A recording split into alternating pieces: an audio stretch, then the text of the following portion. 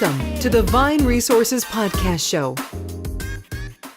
Welcome to another edition of the Divine Resources Podcast Show. I'm delighted today to be in the offices of BBoXX. I'm with the co-founder and CTO, Chris Baker-Bryan. Chris, thank you so much for joining us and letting us come in your office. Thanks, David. Thanks for having me. No problem. And for those who don't know much about BBoXX, and we're over in Chiswick today in West London, a global business and in some very interesting markets and doing some really interesting stuff.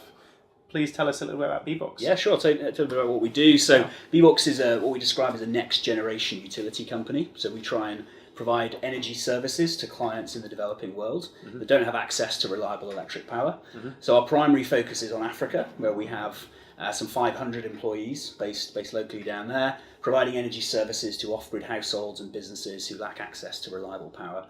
We do that on a payment plan model, so we sell it in small installments, energy in small installments, which they pay weekly, daily, monthly. And essentially our business is about providing the products and the services and also deploying that into new markets. We're some 8 years old, started as 3 co-founders out of Imperial College and have scaled the business from a charity some 10 years ago to, as I said, over 500 people in Africa and then around 600 globally. We have an office in China, office here in Chiswick, and then office down in Kigali in Rwanda as well.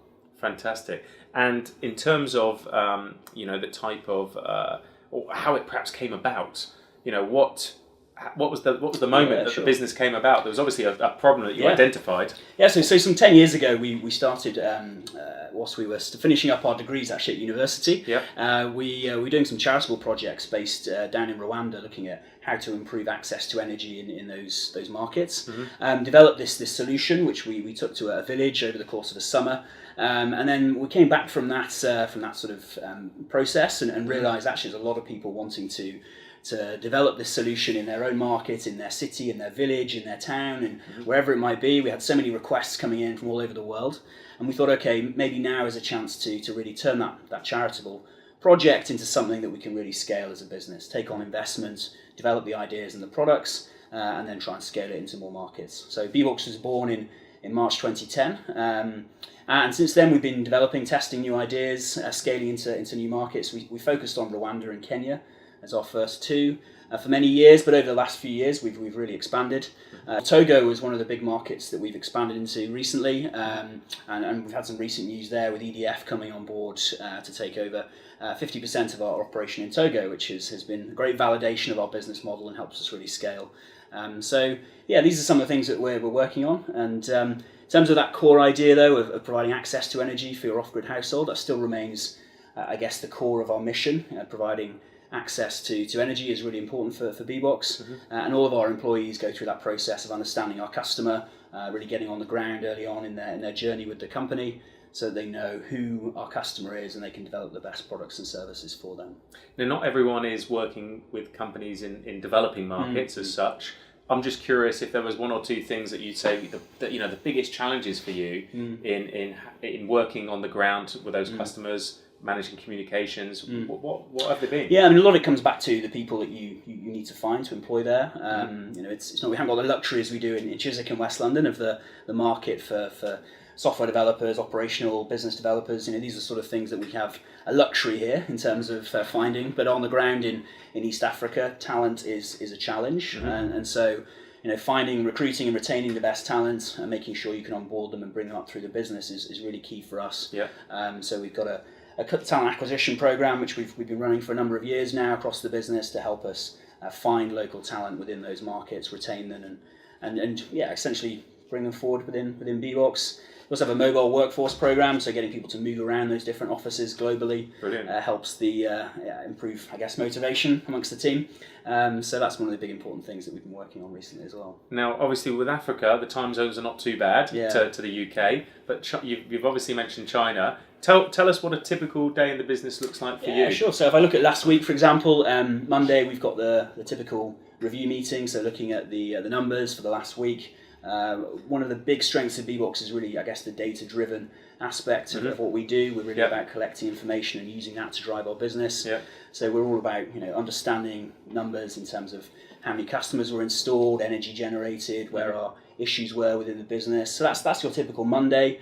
Tuesday might be working with some investors to understand due diligence material for new markets. So that's one of the things we're going through a lot at the moment, with investments into Togo, investments into East Africa, investments into the Topco as well. So a lot of eyes on us from an investor perspective, which takes up quite a bit of time. Wednesday might be working through plans for the next quarter. So I was just in Rwanda a few weeks ago working through plans for the next 3 months for all our development activities, and that engages all the business. So supply chain finance might get involved in that as well. And then, so I guess Thursday is understanding the new products and services. So you may be working with the local MD in Rwanda to understand what their forecast might be for deployment of new products over the next 6 to 12 months. And we sometimes occasionally have a bit of fun. So Friday you might have a bit of fun in the office and do something like we have a 10% time where every 2 weeks the team will try and do a new project, which is not maybe necessarily directly related to their core objectives, but helps them develop a new idea or understand how to develop a new product which is could be of use to VBox in the future. So that's something that we do. We like to make sure the team are creative and innovating all the time with new services. So that's one of the important parts of working at the company. Fantastic. Well, Fridays sound good, and I think there's free breakfast on a Monday as well. There is indeed. We'll touch on that later. Yeah. Tell me, you've obviously been through a lot of change as the organisation has grown, but who perhaps has been a mentor to you, and who have you looked up to, and how have they added value? I think one of the big things for us is very early on in VBox's journey, we got a lot of support from our university when we were developing the charity there. And in fact, actually, one of the original sort of key moments for VBox was really our old head of department from our university, who was really that spur and really allowed us to kick on and develop the charity. So he gave us some funding out of his own pocket to go and run that first project in Rwanda some 10 years ago, and he's been involved in the business ever since. We meet him at least once a year to give him updates on what we're up to, and he's passionate about making sure that back in the day anyway, students were understanding the realities of the world in which they were going to work. So I think he was really inspirational in the early days. I think his sort of drive to make sure the founders of VBox had the opportunity to go and do that was really important. That was the key moment, I guess, that allowed us to get the business started. Brilliant. And we still stay in touch with him on a regular basis. Fantastic. Tell me a little bit about employee engagement here, and particularly again with such a widespread workforce. How do you keep the employees engaged? I think the biggest thing is relating back to the mission of the company. Such a strong mission to electrify off-grid areas, provide power to a customer or a household that's never had it before. I think always you've got to bring people back to that central mission on a regular basis. It's quite easy for an employee that might be developing a piece of code or developing a circuit board or doing a new design or something. And it's easy for them to get lost or forget, I guess, the core mission of the business and what we're trying to achieve. So that's really important, is that regular session to remind people of the impact that we're having, remind people of the central mission of VBox, which is to electrify off-grid households in the developing world who don't have access to power, and reminding people about that on a regular basis, showing them the impact is probably the most important thing to improve motivation. What's the one piece of business advice that you've received that you could share with us? The best piece, perhaps? Yeah, it's a good question. I think the biggest thing for me is the focus on communication. When times are tough, making sure that you're always communicating why we're doing something. If there's a change happening, making sure you're always communicating the outcomes that could potentially happen, the final objective. I think that's really the biggest thing is when times are difficult and there's problems and you've got issues with the people or products or expansion or whatever it might be, that you're always explaining and communicating to the people that need to know why we're doing this and what the issues are. It's why probably we end up in so many meetings on a daily basis, but it is the most important part of your business, of your day-to-day routine, is just making sure your staff members know what's happening, they trust you, and they understand where the business is going. That's probably the most important thing. Talking about perhaps onboarding next of new employees, how do you get them brought into the culture of the company at an early stage? Yeah, I think one of the biggest things that we do a lot with a lot of our senior staff, and also increasingly a lot of the staff that are in touch with our products and services, is about giving them access to the customer. So getting them down to our market in East Africa, in Rwanda, where we have another core team, sort of the parallel team to the office here in London, and working with them for a week to understand who the customer is, going out seeing people in the field who use our products and services, going to see our technicians do an installation, go and see shadow one of the shop staff for a period of time. Again, it's like getting them in touch with the customer. I think that's really important in the early days, and particularly if that person's going to then go on to design new products and services, that they understand the realities of how it will be used on the ground. So that's probably one of the strongest things that we do early on, in terms of connecting them with what the organisation is trying to achieve and how we work as a business.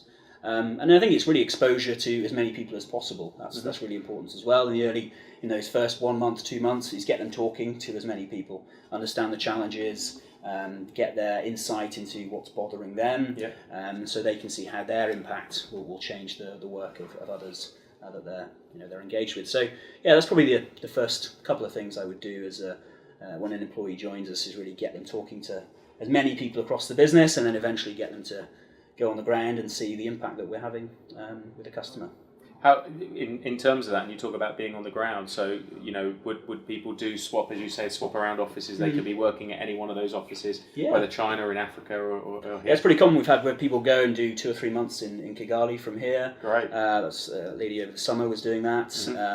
I've got this mobile workforce program, so people rotating across different offices. We've had people go to Lome in Togo. We've had Goma in the DRC, which is an interesting one. Yes. Not something where, not for the faint-hearted, that one. And a few other interesting places. Nairobi, we've got an office there in Kenya. So just that rotation, understanding what's going on in those different offices is really important. Often it's related to projects. If you're implementing a new solution, developing a new feature, that's often when people will go. But we've done also extended periods of time, just to really absorb and learn about what's bothering that part of the organisation, and how the team here can support that journey. How is your Mandarin or French? Je parle un peu, that's my basic French there, and Mandarin also about the same, about 5 words. I can point and get some directions. No, it's pretty basic, but engaging the local staff is really important. Obviously English is the core business language that we have, but I think we have some 52 nationalities now across the business. In 11 different offices. So yeah, it's definitely getting people to understand the scope and breadth of the business is really important early on, and relating them, making a community of it, making sure that people know what others are doing, sharing knowledge, doing insights. We do on a quarterly basis. All the 3 offices will do a demo day of presenting their work that they've done over the last quarter. They're all videoed and shared and sent across different offices. So that's really important again for sharing content and sharing knowledge. Showing work, tracking visibility of work. We've got a lot of dashboards around this room which will show the progress of different people's work, and everyone who's logged into our system can see that. So again, it's visibility, transparency, making sure people know in all those different offices the work that's going on. That's super important for us. What's the one mistake perhaps you witness business leaders making more frequently than others? I mean, from our perspective, I think it's probably hesitation when that first thing that you often choose to do is probably maybe not necessarily be always the right thing, but it's often, if you do it first time, it often is the right thing to do. So often it's hesitation or delay in making that decision. And if, for example, for us, is maybe expanding into a market. We maybe didn't expand as fast as we'd have wanted 4 or 5 years ago, and now we've done a lot of expansion recently, and a lot of that's been driven by the need to sort of catch up with what we wanted to do and in terms of our business plan. So if we'd have decided to do that a few years ago and gone for that expansion, maybe we would have been a very different business, even potentially bigger than we are today. So I think it's that hesitation is often something that, or questioning the decision. Yes, you need good data, but also sometimes you do need to trust your instincts a little bit and go with a decision that you feel is right.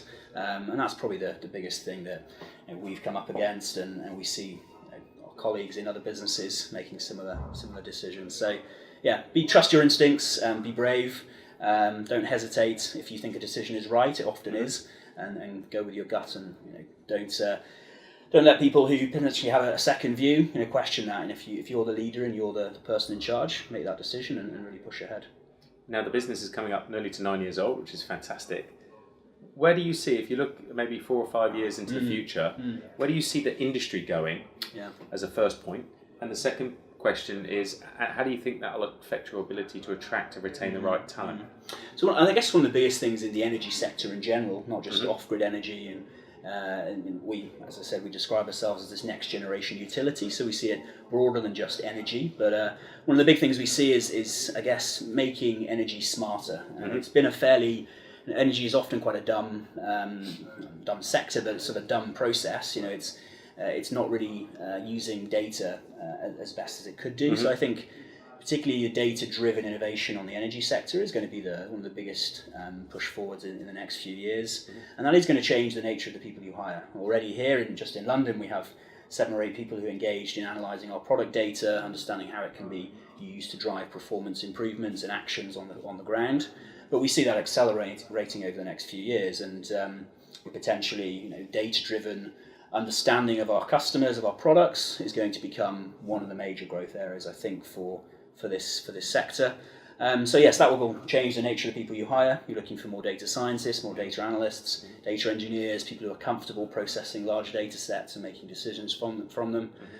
So I think that's also something that the energy sector in general maybe hasn't done so much to date, and I think will become increasingly important over the next few years. And also on the financing side as well, if I look away from technology and into the financing sector, again, this is being opened up now over the last few years. Off-grid energy was not really a market 5 years ago. We were scrabbling for a few $100,000 5 years ago, whereas now, the amount of money we've raised is closer to $80 million. And that's something that I think is changing a lot, but also the nature of the investors will change.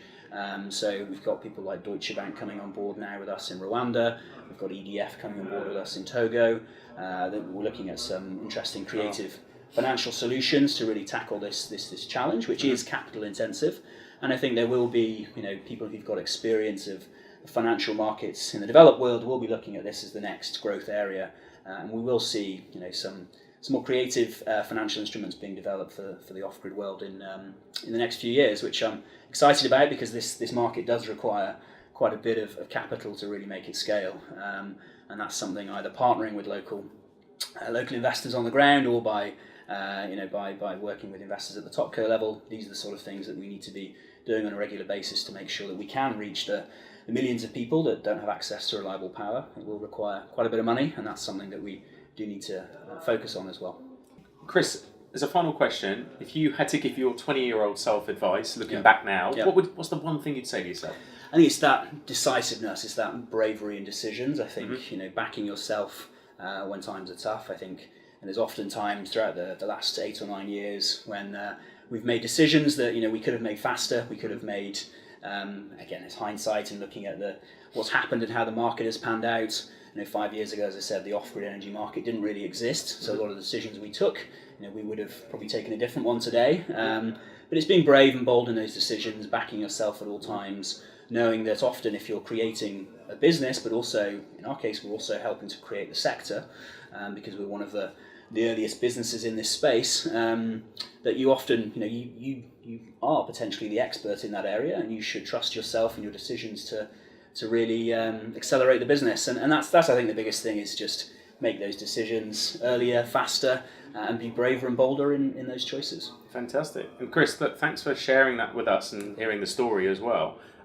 What's the best way if people want to find out more about the company, find out more about you, or connect with you? How can they do that? Yeah, sure. So on Twitter, you can get a lot of information about us. So our Twitter handle for the company is @VBox_HQ. That's BBOXX. And then for me, it's @CBakerBrian. That's my Twitter handle. So you can hit me up on there. Chris, thanks so much for your time. Really appreciate it. Cheers, David. Thank you.